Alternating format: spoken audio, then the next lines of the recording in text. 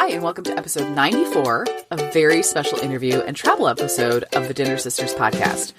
We're two sisters taking on the nightly challenge of dinner.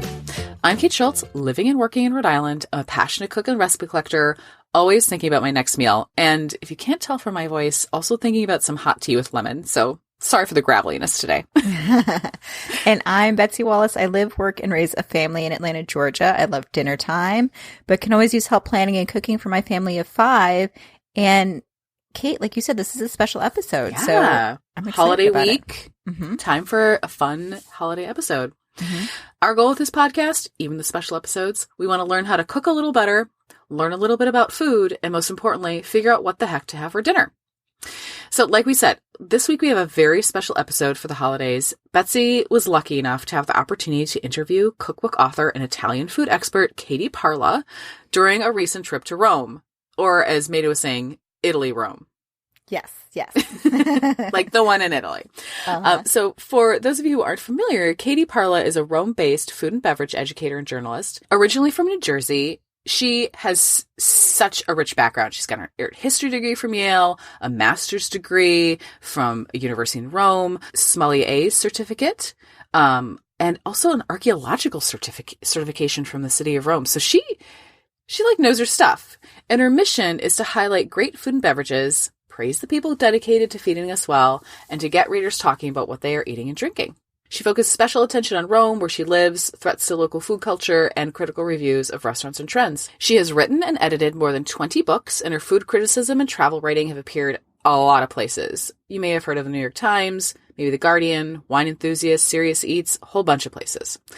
Most recently, she's author of the book Eating and Drinking in Rome, which is available on Kindle, Nook, and PDF.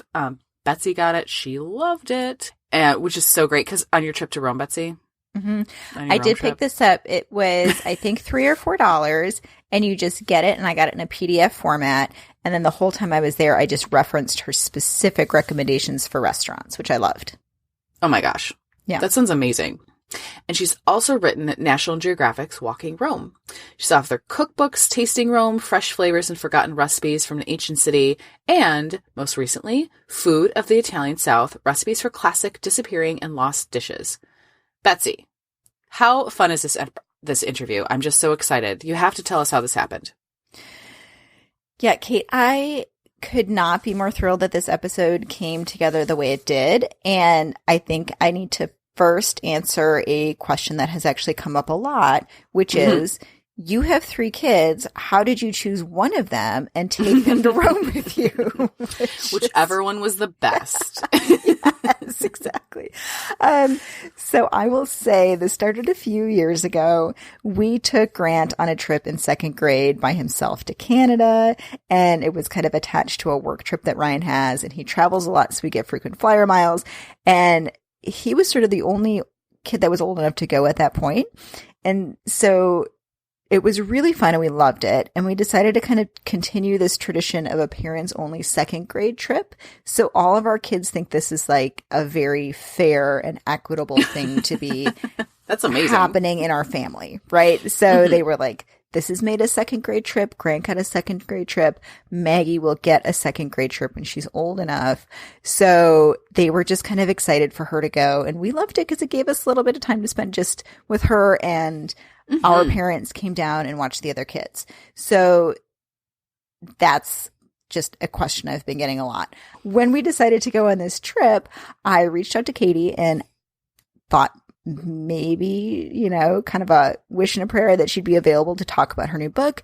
And she was so gracious and invited me up to her apartment. And we spent a little bit of time talking about her book, Food of the Italian South, and her newest book, Food of the Italian kind of Islands. I'm not sure if it's named yet, but it was so fun, and it was just such a treat and such an amazing experience. So just a note, Katie's mom was also visiting while we were recording the interview, which I loved because, we love family projects here on the Dinner Sisters podcast. Right.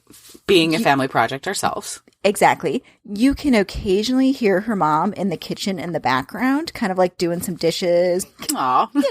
Stuff that moms do. So Right. when you hear that, just know that that's just because we were recording in her home and her mom was visiting, which I loved. Well, I cannot wait to hear your interview, Betsy. It just was so fun when you said you're going to be able to do it. And so we'll just have to listen in. We will, by the way, have a link to Katie's book as well as any notes on our website, dinnersisters.com. You can also get this sent directly to your inbox as per usual by subscribing to our newsletter. So if you're the type of person who wants all those links in one place, you want to preview before listening. Okay, Kate, now for my interview with Katie Parla. We are here recording a special Dinner Sisters episode from Rome, Italy with Katie Parla, who has graciously invited us to her apartment to talk about her new book, or newish, came out this spring, Food of the Italian South. So Katie, I thought we could start by introducing you. What brought you to Rome and what then led to writing this book?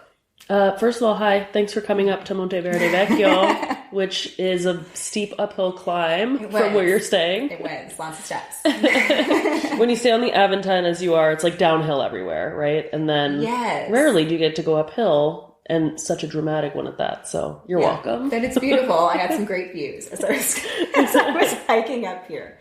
How did I get here? What am I doing here? So about 17 years ago, I moved to Rome.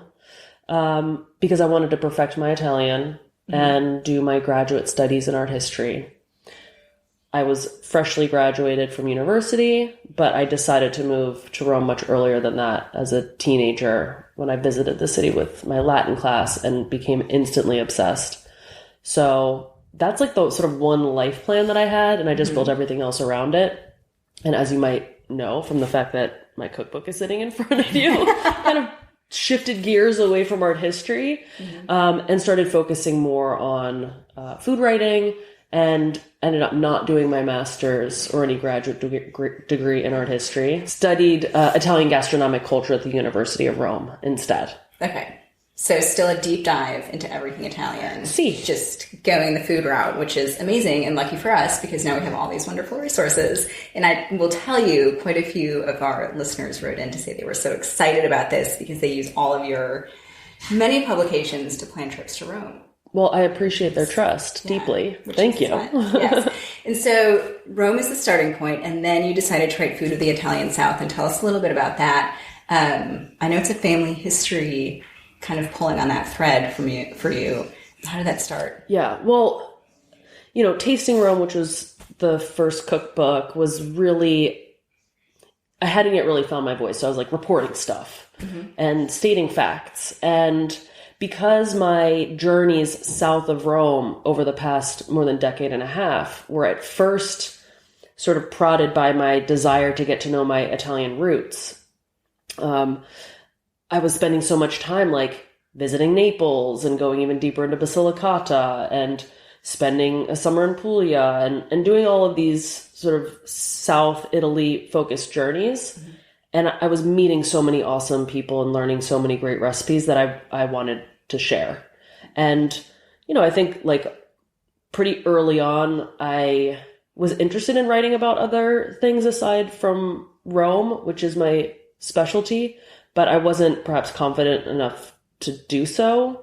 So I, shout out to my editor, Amanda Englander, who greenlighted the project.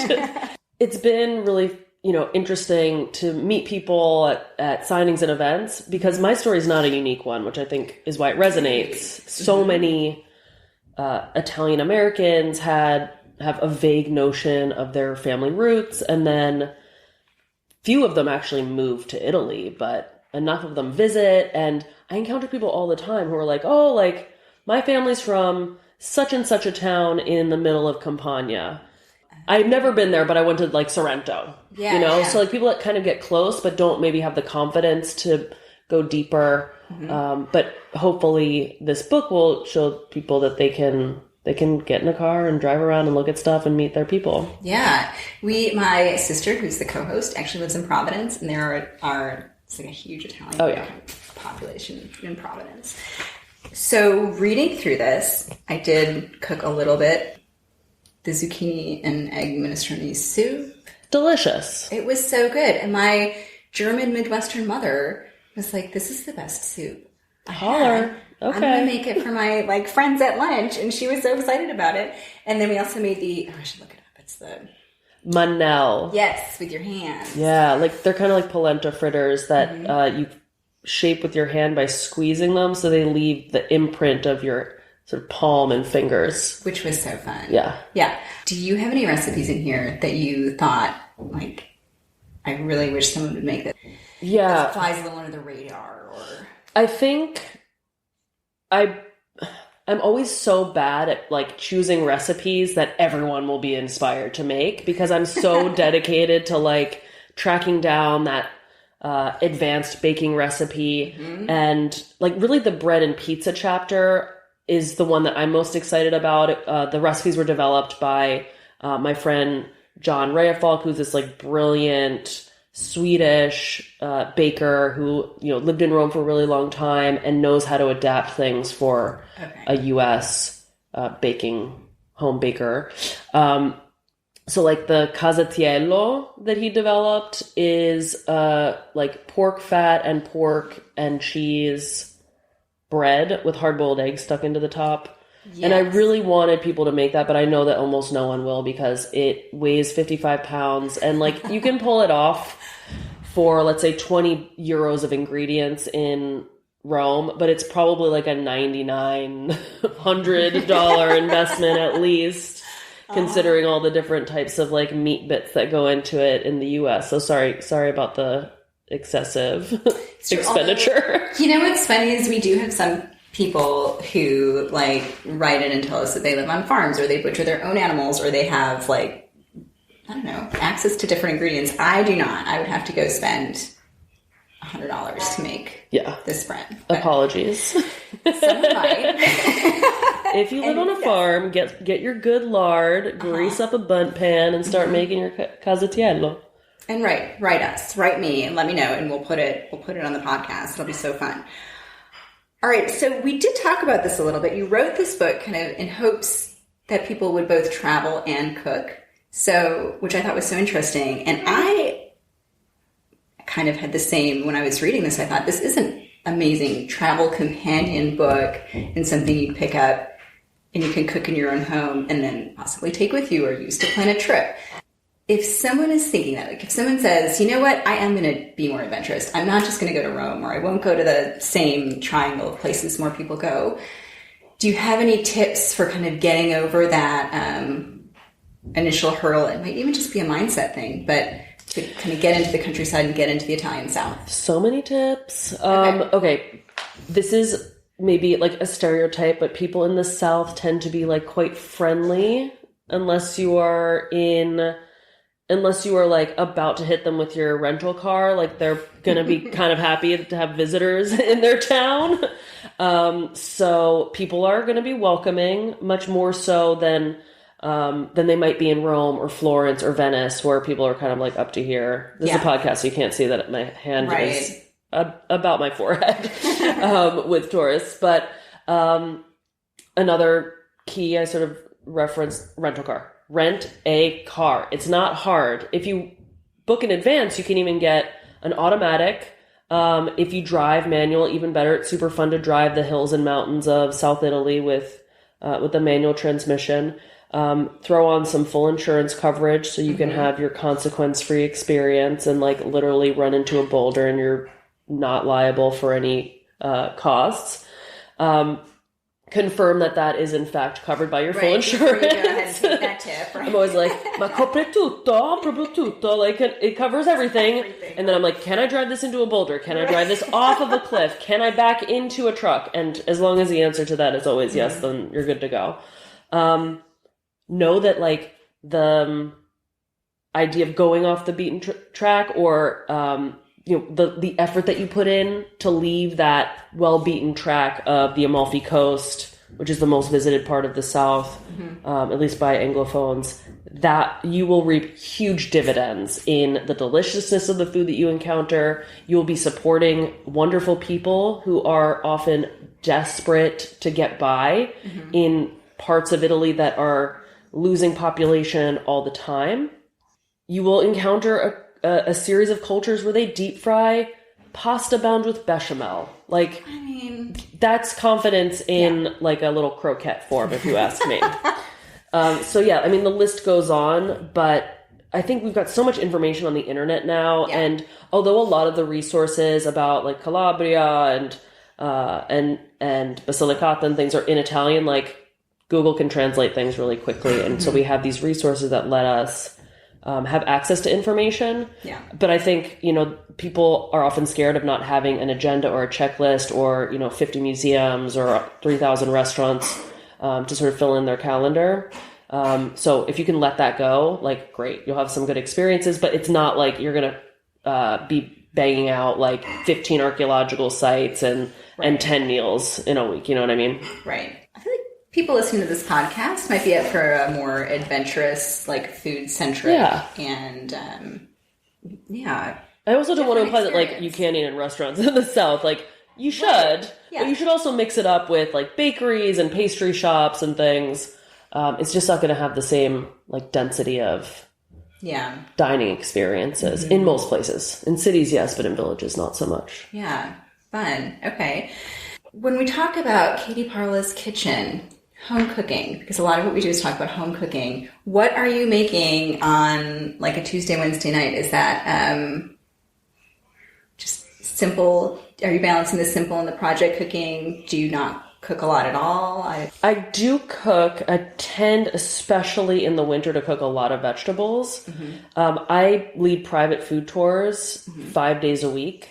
So, like, I spend the morning grazing on pizza, I have pasta at lunch, and then in the afternoon, craft beer, gelato, cheese, whatever. So when I come home, I want a salad, or I want verdura ripassata in padella, which is like a classic Roman side dish, basically like bitter greens, or it can even be like Romanesco. It's been blanched and then cooked in oil with chili and garlic, very, very typical of Rome, with like a ball of buffalo mozzarella and some bread, or salad. I eat tons of salad, and we've got like wonderful greens here, and I live between two markets in Monteverde, so that's great.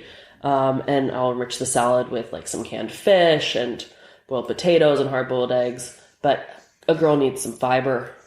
I'm telling you, that's why I walked over here, because earlier today I was with my daughter, and we, like, just ate all day, like, cacio e pepe, and then we had some gelato, and then we had gelato again, and yes, as one should. I approve of this. If you're here, but I can imagine afterwards you're like, let me just get some greens in. I know this is going to come as a surprise to you, but I'm no longer 22 years old, so I can't just like do that and then also eat 5 courses at dinner. No, I feel you on that. I, was feeling the same way. So if I was leading food tours like this every day of the week, I can, yes. All right, so I have read you're working on a new cookbook about islands. Food of the Italian Islands, the next cookbook, is a follow-up to Food of the Italian South. And it's going to be more of like a personal travel experience but with the same sort of like academic preparation. So it's going to be more like, talking about the islands is more like fun and flirty than, trudging into the Apennine Mountains in Campania and spending days with bakers and cheesemakers and farmers. So it's going to be a little bit lighter in its prose, but it's going to have the same structure, 85 recipes, lots of historical stories, and it's going to focus on Sicily and all the little island chains around it, Sardinia, its islands, and then the islands off the coast of Naples, those off the coast of Anzio near Rome, and then the Tuscan archipelago. So are you hoping to have the same kind of, like introducing people to new islands and new foodways that maybe we are not? Are there other... Definitely. Like, I feel like there's just the really well-tread tours where you almost hear people say, like, don't go, it's so touristy. Yeah. There's a whole new world out It's there hard to find something new to say about Capri. Yeah.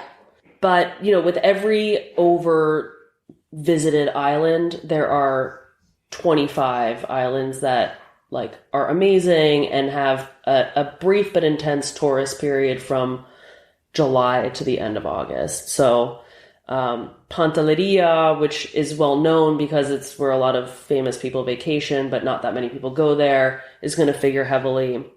Ponza and Ventotene, which are really easy to get to from Rome, are going to be in the mix. Procida, which is off the coast of Naples, and like the sort of the gritty Capri. I mean, just actually, I'm not even going to use Capri to describe it because that totally conjures all of this like elegant luxury, and Procida is like very, very intense and beautiful Neapolitan. So yeah, it's going to introduce people to places that they've never heard of. And I even, I've spent a lot of time traveling for almost 2 decades in Italy, and I've been able to visit a lot of new places to research this book. So that's been exciting. And is your mom traveling with you to research this book as well? Because I know she did Yes. the food-based wine stuff. Yes, my mother, who is currently visiting, will be joining me to go to Ischia this coming weekend. We've been there together a couple of times before, but we're going to go back, and I'm really interested about their tradition of like raising rabbits for food in caves. So we're going to explore that. We're going to check out some wine stuff, and yeah, like go hiking and tread all over wild herbs as we climb up the dead volcano that is Ischia. Nice. Yeah. Family time. Exactly. Like the best kind of family time. Yeah. I also subject my mother to like a lot of intense physical stress whenever she comes to visit me. So we're going to hike up that volcano. She's going to like it. Rabbits in caves. Yes. Oh, that's funny. Okay, so who else is inspiring you right now in the kitchen? People we should check out, food writers we should be following, Italian, not Italian. Okay, so have you ever like gone deep into the wood-fired Sardinian cooking YouTube? No, Okay. but I love a cooking YouTube. Yeah, so there are, it feels like in this moment, especially in the wake of Pasta Grannies, which is an amazing recent release, there is this custom of like young Sardinians or young Sicilians turning the camera onto their family members and doing super simple, low budget, but spectacular food videos. And Sardinia has a really important tradition of wood-fired cooking. Okay. And yeah, like Google around for like Sardegna, pane cotta a legna, like all these like breads and different types of like stuffed meat stews inside bread dough. It's crazy. It's crazy. The pasta thing, the like dessert thing, like Sardinia has this like really regal tradition of desserts. So I'm going pretty hard on that. And then I'm really enjoying a series called In Bocca, and I grabbed this off the shelf, Sardinia in Bocca. It's one of a 22 book series that was created in the 1970s, and each page, one page will have the like Sardinian dialect of a recipe, like this is for a roasted suckling pig. And then the other opposing page will have the Italian translation and the English translation. Oh, wow. And all in the mix are these like absolutely bizarre paintings. Mm-hmm. This is a normal one, and this looks like an insane, like trippy Sardinian table. There's like, what is this even? This is like a can of Botarga on like a palm deserty seascape. These things are tripped out. So who published this? What is the... So the publisher is Il Vespro. It was based in Palermo and vanished in like 1980. So they did this whole series of cookbooks on, like, the covers are like cardboard and the paper is this sort of like recycled paper. And these are insanely expensive in the US. I was just going to say, this seems like something that would be, so they're not in publication. You have to... They've been out of print for years. Okay. Italian eBay is very good for obtaining copies that are not $500. This is like, so fun. this was 20 euros. Yeah. Amazing. And it's in great condition. Yes. Yeah. Okay. So yeah, I've been enjoying this because it's like 1976, someone wrote a book about Sardinian food and dialect, and like that's a cool time to think about Sardinian food, like seasoned bread and all sorts of like sour cheese soups, pasta with lobster, like that, and then rice and pork. So things that might not even register on like a tourist's visit to Sardinia, but is really typical of the home food of the island. And it's just beautiful and cool looking. It's These cardboard so covers weird and looking. then- yeah. Love it. That's cool. I like that. Okay, we're going to wrap up with a few listener questions. Yeah. Here we go. Do you have a favorite family recipe that you've mastered?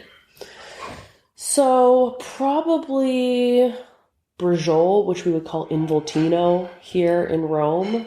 And that's like a meat roll with like prosciutto, and in Rome we would do like strips of carrot and celery, but in the family tradition it's more like pine nuts, raisins, breadcrumbs. You roll it up, bind it together with twine, cook it in tomato sauce. Oh, Yeah. So like brujol is kind of like the generic involtino word in a southern dialect that gets adapted into the Italian American dialect, like regat or yes. See, like being gabagool. from the Midwest and then moving to the South, I feel like I don't have all that tri-state Italian American language that most people do. It's very unique, very regional. Yeah.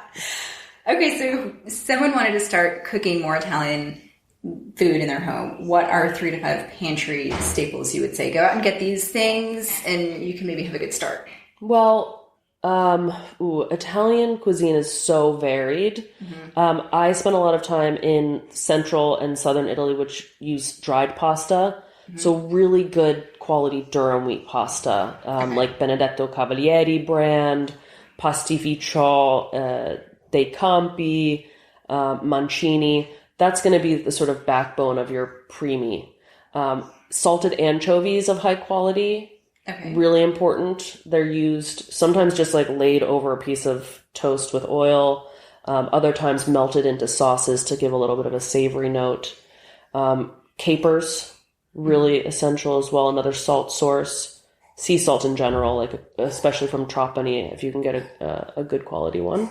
And tomatoes, although I would urge people to think outside the box. Like we're sort of drilled into our heads that we have to have like Italian San Marzano tomatoes. I don't believe in that. I mean, I think especially if you reflect on the location that San Marzano tomatoes are cultivated here, the agri-mafia that really controls a lot of the trade, the treatment of workers, it's all highly problematic and it's hard to really vet purveyors. So I really emphasize like cooking in the Italian spirit means cooking with things that you have local to you. Especially if you're anywhere near the West Coast, Bianco di Napoli brand tomatoes are great. And those are California tomatoes, really grown closer to the origin of the tomato species, which is from the Americas anyway. Great. We did not talk about the mafia, but you reference it both in your book and also on Gola, your podcast. Tell us just a little bit about, you've got a great reference in the back about how to source food products and responsibly, but tell us a little bit about why we should take that into consideration and how to be responsible consumers of Italian goods. So I do address this with my co-host, Dr. Danielle Caligari, on an episode, specifically on a single episode of Gola, but then we kind of always talk about it because corruption in food, specifically mafias, the various mafias throughout Italy, the way that they influence the food system at every level in every region. I think because we sort of fetishize Italy as this like place where everything is good and great, it's rare and it's particularly uncomfortable to reflect on the reality that a lot of people are held in modern day slavery in order to harvest tomatoes, citrus, like name the agricultural ingredient. And the fact that there is a lot of money to be made means that mafias all over the country exploit the land. They pollute, they falsify. And sometimes the things that are, labeled with what seem to be legal certifications are actually not fulfilling the requirements of those certifications. So how are you as a consumer supposed to know what to buy? If you're in the US and you can afford it, Gustiamo is a really wonderful purveyor of Italian products. They sell directly from their website, gustiamo.com. They also, I believe, open their Bronx-based warehouse to retail sale occasionally. And then they export all over the US to find specialty shops.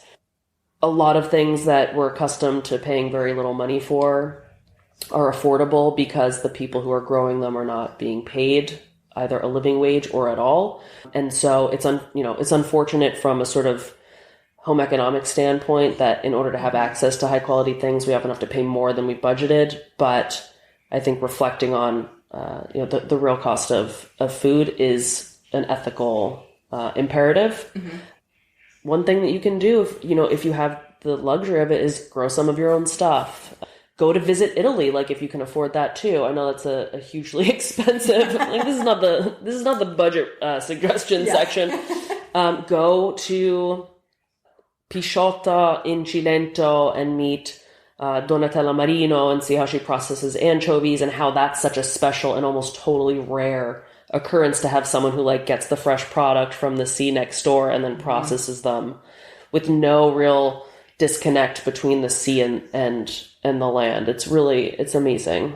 So yeah, visit producers, listen to their stories. This also requires you to learn Italian probably. So, it's a, it's a lifelong journey to find the quality products. Here's a final question. If you've made risotto and you've used wine that is too sweet, what can we do? Great question. I live in Rome and spend a lot of time in the South. So risotto is in my repertoire exclusively to make rice balls. So this is when I cook rice, either arancini in the Sicilian tradition or supplì in the Roman tradition. This is reminding me of like a radicchio risotto from Tasting Rome, which actually tastes quite sweet. It's like bittersweet almost. Mm-hmm. But I would say like if you've got something that's a little too sweet, maybe like grate a bunch of cheese into it and cover up that sweetness with cheese. Add a little bit more butter, cool it off, form it into an egg-shaped parcel, stick a little bit of cheese in the middle, egg it, bread it, and fry it. And you've got a rice ball that's rescued your sweet risotto. Awesome. Love it. Thank you. Right. Straight from a culinary expert. Okay. I think we're going to wrap up. So where can people find you and when is your next cookbook coming out or is there not a release date yet? The next cookbook is coming out in March 2021. Okay. So there is not a specific date, but generally spring 2021. The best way to stay in touch is at katieparla.com, my website, and I'm at Katie Parla on Twitter and Instagram, and Katie Parla on Facebook. And tell us a little bit about your podcast, because I thought preparing to come to Rome that it was just a great resource, and obviously with podcast listeners, where can we find that? So thanks for the shout out of Gola. So you can find Danielle and my conversations on the Gola podcast, wherever you get your podcasts. And it is a podcast about Italian culture hosted by yours truly and Dr. Danielle Caligari, who's an Italian food and wine expert, certified specialist of wine, and a professor at the University of California, Berkeley, and also the smartest person I know. Yeah, I mean, it just made me realize how little I know about one food. Let's talk about it from the beginning of time up until now. Yeah. It's amazing. It's cool. I'm very fortunate that Danielle talks about the first 27 centuries of recorded food history, and then I jump in with like the 21st century commentary. Yeah, it's fun to listen to, and the episodes are usually like ingredient specific or have one topic. Buffalo mozzarella, tomatoes, prosciutto's about to come out. So if you care about those things, give us a listen. Yeah. All right, Katie, thank you so much. Thank you. Ciao. I still cannot get over the fact that this all lined up. Like, how fun is that? What a treat. So many thanks go out to Katie for taking time out of her busy schedule to chat with us. I am really looking forward to her new book, and I would recommend anyone who enjoyed this podcast to follow her on Instagram. And if you don't already, make sure to check out Gola, her podcast, because it is really great. And if you'd like to chat more with us, you can always ask to join our Dinner Sisters Facebook group. We're at Dinner Sisters Podcast. And by the way, Betsy previewed her whole trip to Rome there, which was super fun, and posted some pics there. So you can always kind of keep up with us in real time if you're into that. But you can always find all the links and information that we talked about in this episode on our website at dinnersisters.com.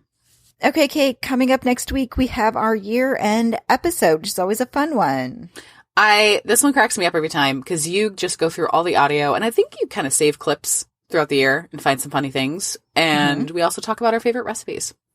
Yeah, this is one of my favorite episodes as well. I do have some outtakes that I have clipped out while editing and just have been saving for this gem of an episode. So I can't wait. That is next week. Doozies. There are some, so be sure to tune in for that. That is what was for dinner this week. See you next time on the Dinner Sisters. We'll save a spot at the table for you.